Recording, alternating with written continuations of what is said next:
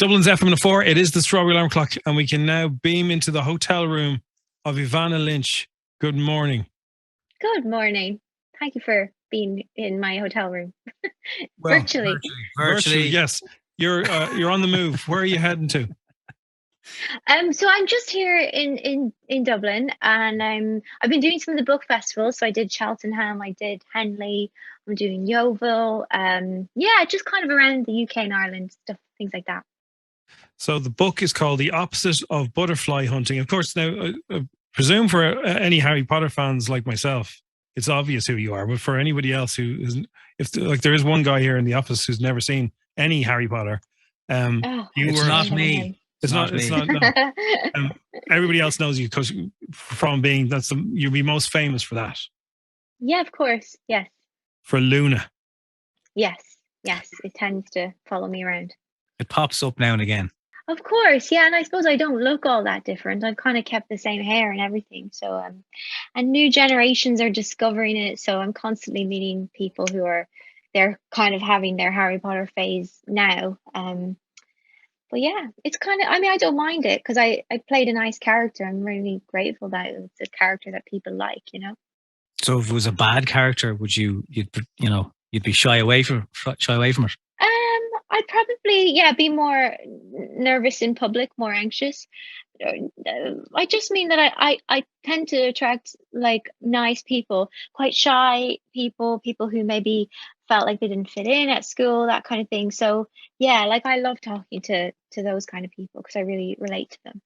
I think it was Gene Wilder I heard being interviewed, and he said that it's this lovely thing happens to him, and you're going to have it for the rest of your life as well. And it's like every sort of 5 or 6 years, a new batch appear of fans from his was Willy Wonka. For you, it's Harry Potter, and suddenly these little kids start noticing you in the street. Go, is that really you? Yeah. Although it's happening less lately because of the whole face mask thing. Yeah, people kind of look oddly at you, but yeah, the face mask thing is like actually a bit of a disguise. But no, I mean, it's nice. As I say, I like Harry Potter fans. I like that community, so I'm quite happy to connect with them. Behind all the glamour of the acting world, your book touches on other things that was going on in your life at the time. And I presume, similar to what you've just said, people now come up to you and say you've helped them in other ways. For sure. It's all about like mental health and the balance between your mental health and your creativity, because I was living a life that was all about creativity and expression, and it really helped me through some of those struggles.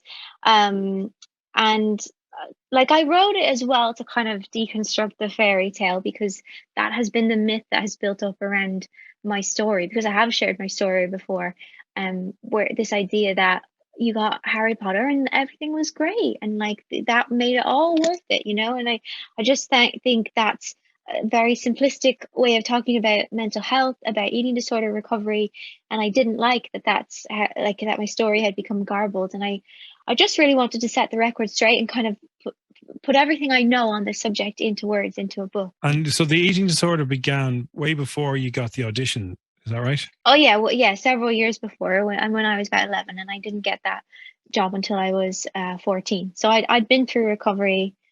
Physically, I was doing much better. I was fine, but you know, mentally, the after effects, you're still coping with that mindset. And some people from the outside might look and say the things that you'd been through before the audition, then putting yourself into the spotlight, into the pressure, into, you know, such a big franchise. I presume people around you were worried that mightn't be the most normal of jobs. Yeah, my mom definitely was. I think that's why she actually didn't want me to go for the audition, because she felt like that I was maybe too fragile or too sensitive. And for one, if I hadn't got the part, I would have been distraught. But if I had got it, which, you know, I did, luckily, that it would have been a very challenging industry. And it is. You're confronting rejection all the time, and you're also confronting your self-image the whole time. But to me, there were just many more gifts than challenges, and it really made it all worth it. And it helped me like overcome shyness, and it helped me to talk about these things and to meet other people who'd been through it. So, but I would understand. I think a lot of people who have mental health issues are very sensitive and maybe wouldn't be open to that. But I loved the acting enough that I kind of dealt with it. And the good thing was that the worst of my struggles were over by the time I was 14. Maybe I absolutely was still working on my mindset, but I was definitely too vulnerable while I was going through recovery. And yeah, so I feel grateful that I got the part at a time when I was doing much better. Do you think you gave your poor mum a few sleepless nights? Because I mean, she was worried about you anyway, and then you were thrust into this showbiz world. She probably just wanted to protect you, did she? I'd say so, yeah. And because like it wasn't just doing that film, but I was living in London. I had, because my parents both had jobs, they're both teachers, and I was living in London. I was living with a chaperone and then with my cousin. So I was living a very like adult, independent life at 15, 16, 17. So she was more worried about that. But I don't know. My mom has kind of learned that like I do my own thing, and she's like she can't really stop me, and that's how we manage that. But yeah, she's a warrior. Yeah, of course, as many mums are. That's how they express their love. Like they want to keep you safe. But I don't want to be safe. I want adventures. So we haven't found a compromise that way. Yeah. What does she think of the book? Yeah, she loves it. She does. I'm really grateful. My family have been really gracious about it. She's in it a lot because our relationship is a very important part of the book. And I was so nervous to send it to her because I thought, oh, she's going to want to change the whole book. She's not going to want all this personal stuff. But she was incredible about it. The only thing, she didn't give me any notes on herself, even though I was like hard on her at points. All she said to me was, would I change certain details about certain neighbors? Like she was just worried about what other people were going to think, if other people would recognize themselves. And I changed people so many times. There's no way that people are going to know who they were. But she still, that's her nightmare now. And I shouldn't even talk about it on radio. Were these names kind of names you could use to check into hotels with when you shouldn't be there, or how weird were the names that you changed them to? No. They're just like in the early chapters of the book, I had to like mention just certain people, certain relationships, little moments that maybe didn't seem significant then, but to me as a child they were. So no, they're normal people names, or I tried to just keep them very generic.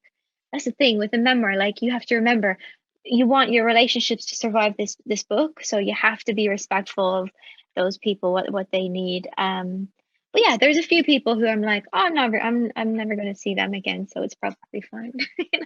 It's hard with memoir. You of course you want to be sensitive to people, but there are times where you do need to criticize. I actually recently read Sinead O'Connor's memoir, and I thought it was incredible. It was so funny and vivid, but it was also very brave. She mentions everyone. She doesn't give a damn. And it's like, wow, she's a brave lady. Therapeutic for you to get the story out.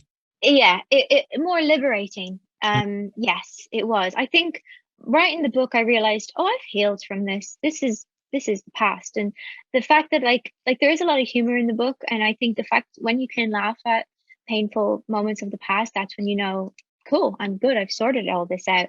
But it was more just like, phew, I've been saying for years I'm going to write this story. And I guess I did have a little fear that I never would, and then I would regret it. So I just feel liberated that it's out there and that I've said everything I need to say on this topic. And after this kind of press tour for the book, this push for the publication, I hopefully won't have to keep talking about it for the rest of my life because, as I say, I've said everything I need to and I'm ready to move on. And with that in mind, what's coming up over the next little while in terms of acting? Are you allowed to say, are you sworn to secrecy? Nothing so exciting or glamorous at the moment, to be honest. No, I took a long break. The last acting job I had was something right at the start of the pandemic, and it was a play and it didn't go ahead. So I really have this burning desire to return to the stage. So I'd love to do hopefully 2022. But I also want to write more books. I want to branch into fiction next and protect my family, my relationships by not doing nonfiction again. But yeah. Yeah, I mean, apart from the subject matter, it's written very, very well. So I just, there's a lot of these books. So yeah, I got a vibe. There's a writer here. Like this isn't just a story as a one-off. There's definitely a few more in you. Yeah, I actually think I'm a bit more naturally inclined to writing because I'm quite an introvert, and I've always I read many more books than I do watch movies. So Okay. I think it suits my personality. So yeah, thank you for saying that. It's very kind. Yeah. What would you recommend to anybody who is looking to get their head stuck into something for the next little while and escape? Apart from your own work, of course. Yes, thank you. Gosh, I mean, I read a lot of books I like, but I don't know if there's anything I've loved lately. Some of them are really weird and obscure. I love the author Joe Dunthorne. I read his books all the time. And the Belgian author Amelie Nothomb. She's quite underrated. She's incredible. But I don't know, nothing too recent. Yeah, these are all. Okay, well, Joe Dunthorne never fails for me. At the moment, the opposite of butterfly hunting, the tragedy and the glory of growing up. It's a memoir by Evanna Lynch. It's out now. If you want to catch her story, and if you maybe there's a worried mother driving around right now having similar issues, and I'm sure there's something for everybody to learn from this great story. Thank you. I hope so. Thank you very much for having me on and for the questions. Equally, we look forward to that fiction work down the line with that inner childhood wizard of you that will come out when it's ready. Cool. Yes, in time. Thank you. Evanna Lynch, good to talk to you. Likewise. Thanks for having me.